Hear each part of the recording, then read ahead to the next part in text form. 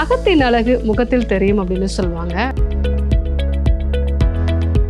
நம்மளுடைய குடல் எந்த அளவுக்கு ஆரோக்கியமாக இருக்கோ அந்த அளவுக்கு நம்மளுடைய முகம், அதாவது நம்மளுடைய தோல் ஆரோக்கியமாக இருக்கும் அப்படிங்கிறதா நம்மளுடைய முன்னோர்கள் சொல்லியிருக்கக்கூடிய ஒரு விஷயம். குடலை சுத்தம் செய்யக்கூடிய சில முறைகளை ஃபாலோ பண்ணும்போது தோல் சம்பந்தமான பிரச்சனைகள் வராமல் தடுக்கலாம். அறிவும் ஆரோக்கியம் நேயர்கள் அனைவருக்கும் அன்பான வணக்கங்கள். நான் ஸ்ரீவர்மா மருத்துவமனையின் மகளிர் சிறப்பு மருத்துவர் ஜெயரூபா. இந்த நாள் இனிய நாளாக அமைய என்னுடைய மனமார்ந்த வாழ்த்துக்களும் பிரார்த்தனைகளும். அகத்தின் அழகு முகத்தில் தெரியும் அப்படின்னு சொல்லுவாங்க. நம்மளுடைய குடல் எந்த அளவுக்கு ஆரோக்கியமாக இருக்கோ அந்த அளவுக்கு நம்மளுடைய முகம், அதாவது நம்மளுடைய தோல் ஆரோக்கியமாக இருக்கும் அப்படிங்கிறதா நம்மளுடைய முன்னோர்கள் சொல்லியிருக்கக்கூடிய ஒரு விஷயம். ஸோ அந்த அளவுக்கு நம்மளுடைய குடலும் நம்மளுடைய தோலும் அப்படிங்கிறது நெருங்கிய தொடர்புடையது. ஸோ நம்மளுடைய குடல் ஆரோக்கியமாக இருந்தால் தான் தோல் சம்பந்தமான பிரச்சனைகள் வராமல் தடுக்கலாம். மிக முக்கியமாக தோலில் உண்டாகக்கூடிய தடிப்புகள், அதாவது அர்டிகேரியா அப்படின்னு நம்ம சொல்வோம். திடீர்னு ஒரு அலர்ஜி உண்டாகி தோலில் தடிப்புகள் உண்டாகிறது. இதற்காக தொடர்ந்து ரெகுலராகவே மாத்திரைகள் எடுத்துக்கொள்ளக்கூடிய நபர்களை நம்ம பார்க்குறோம். இது மட்டும் இல்லாமல் முகத்தில் உண்டாகக்கூடிய பருக்கள், ஸோ அந்த பருக்களோட அளவு தொடர்ந்து அதிகரிச்சுக்கிட்டே வர்றது.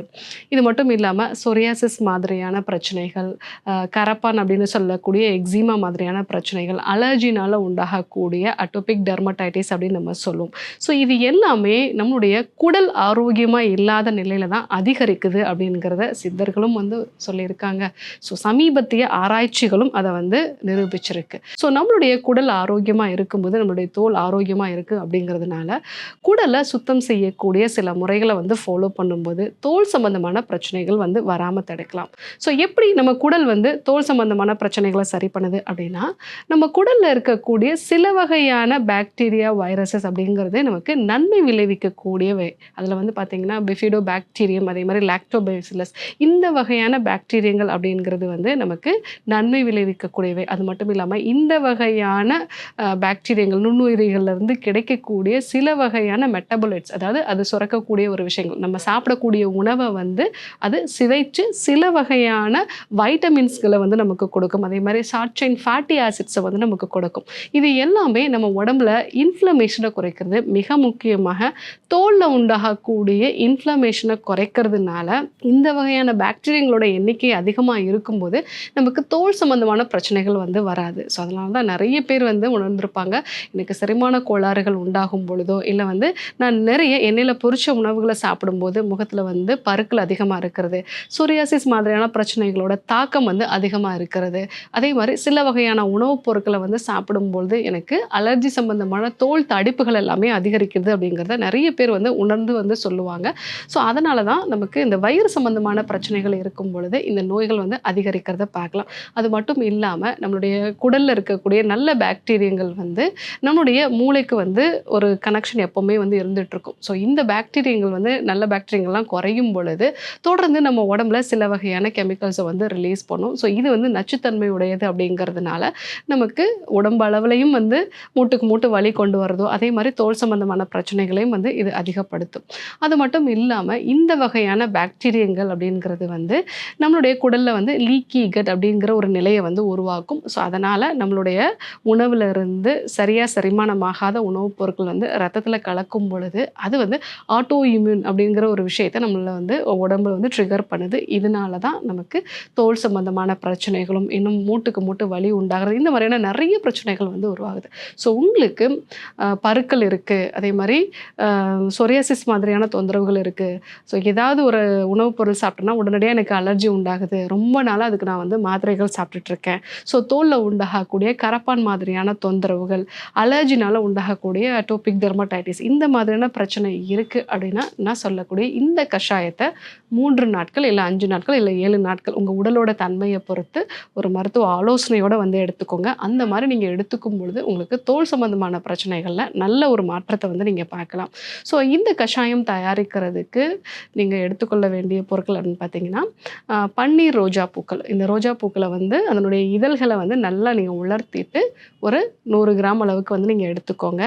அது கூட நீங்கள் அதாவது நாட்டு மருந்து கடைகளில் கிடைக்கும். ஸோ நிலாவாரை அப்படிங்கிறது கிடைக்கும். ஸோ நிலாவாரை அப்படிங்கிறது ஒரு 2 பங்கு, அதாவது ரோஜாவோட இதழ்கள் வந்து ஒரு 100 கிராம் எடுத்துக்கிட்டிங்க அப்படின்னா நிலாவாரையோட அந்த பொடி வந்து 2 பங்கு 200 கிராம் அளவுக்கு வந்து நம்ம எடுத்துக்கலாம். இது கூட ஒரு 100 கிராம் அளவுக்கு நம்ம கடுக்காய் வந்து நம்ம சேர்த்துக்கலாம். கடுக்காயோட ஒரு பொடி, அதாவது நீங்கள் உலர வச்ச அந்த ரோஜாவோட இதழ்கள் வந்து 1 பங்கு, கடுக்காய் தோல் வந்து 1 பங்கு, அதனுடைய பொடி வந்து 1 பங்கு, 2 பங்கு அளவுக்கு நிலாவாரை சூர்ணம். ஸோ இதை வந்து நீங்கள் வந்து மிக்ஸ் பண்ணி ஒரு பாட்டிலில் போட்டு வச்சுக்கோங்க.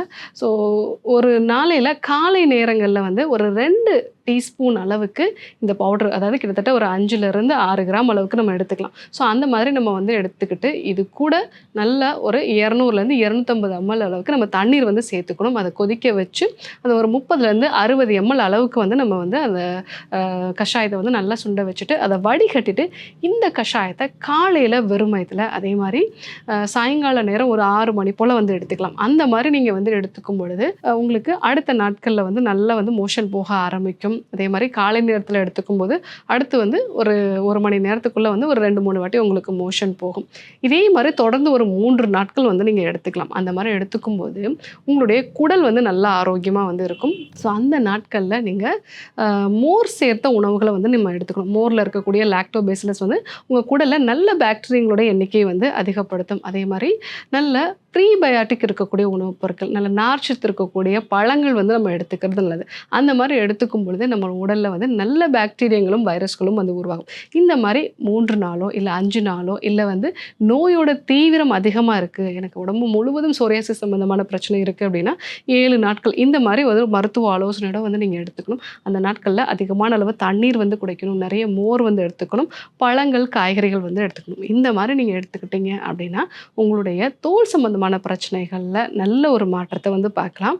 ஸோ தோல் நோய் அப்படிங்கிறது குடல் ஆரோக்கியமாக இருக்கும் பொழுது நமக்கு நல்ல ஒரு அதனுடைய அளவுகள் வந்து குறையிறத வந்து பார்க்கலாம். ஸோ அதற்கான ஒரு டீடாக்ஸ் ஒரு கஷாயம் எப்படி செய்யறதுன்னு நம்ம இன்றைக்கி பார்த்தோம். ஸோ தோல் சம்மந்தமான பிரச்சனை இருக்கிறவங்க நான் சொன்னேன் இந்த ரோஜாவோட இதழ்கள் வந்து உலர்த்தினது, அது கூட வந்து கடுக்காய் தூள், கூடுதலாக வந்து நிலாவாரை, இது எல்லாத்தையும் வந்து நீங்கள் ஒன்றா மிக்ஸ் பண்ணிவிட்டு பொடி பண்ணி வச்சுட்டு 2 டீஸ்பூன் அளவுக்கு ஒரு 250 ml தண்ணியில் வந்து சேர்த்து மிக்ஸ் பண்ணி நல்லா கொதிக்க வச்சு வடிகட்டி ஒரு 30லேருந்து 60 ml அளவுக்கு காலை இரவு 2 வேளை வெறும் வயிற்றில் தொடர்ந்து ஒரு 3 நாள் இல்லை 5 நாள் இல்லை 7 நாள் உங்களுடைய நோய் தன்மைக்கு ஏற்ற மாதிரி நம்ம எடுத்துக்கும் பொழுது உங்களுடைய குடல் சுத்தமடைஞ்சு தோல் சம்பந்தமான பிரச்சனைகள் வராமல் தடுக்கலாம். ஸோ இன்றைக்கு தோல் நோய்களை சரி செய்யக்கூடிய ஒரு டீடாக்ஸ் கஷாயம் எப்படி செய்து நம்ம பார்த்தோம். ஸோ கண்டிப்பாக நீங்களும் பயன்படுத்தி பாருங்கள். இதே போன்று ஒரு நல்ல தகவலோடு உங்களை சந்திக்கிறேன். நன்றி, வணக்கம். ஸ்ரீ வர்மா ஆயுர்வேதா சிறப்பு சிகிச்சைகள்: அல்சர், செரிமான கோளாறுகள், இரத்த சோகை, உயர் இரத்த அழுத்தம், அதீத கொழுப்பு, வெரிகோஸ் வெயின், உடற்பருமன், உடல் பலவீனம், தோல் நோய்கள், மூட்டு தேய்மானம், தண்டுவட பிரச்சனைகள், முடக்குவாதம், கீல்வாதம், பக்கவாதம், நோய் எதிர்ப்பு சக்தியை அதிகரிக்க, புற்றுநோய், மூலம் பௌத்திரம், மாதவிடாய் கோளாறுகள், குழந்தையின்மை, பாலின கோளாறுகள், சிறுநீரக கல், சிறுநீரக செயலிழப்பு, நீரிழிவு நோய், கொழுப்பு கல்லீரல், இதய நோய்கள், தைராய்டு, ஆஸ்துமா, ஒற்றை தலைவலி, சைனஸ், ஞாபக மறதி, மன அழுத்தம், முடி உதிர்தல் மற்றும் வாத பித்த கப நோய்களிலிருந்து விடுபட்டு ஆயுள் முழுவதும்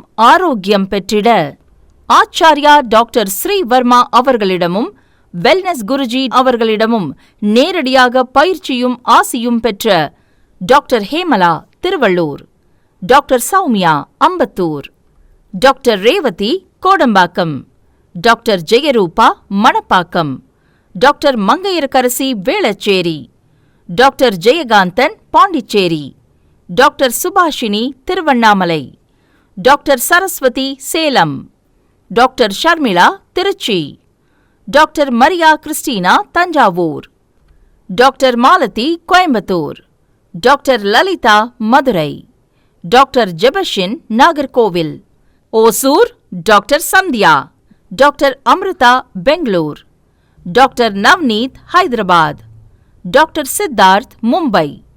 பட்டப்படிப்பு மற்றும் பட்ட மேற்படிப்பு முடித்த மருத்துவர்களை தமிழகம் முழுவதும் ஒவ்வொரு வாரமும் வெள்ளி, சனி, ஞாயிறு ஆகிய தினங்களில் சிறப்பு மருத்துவ முகாமில் சந்தித்து சிகிச்சை பெறலாம்.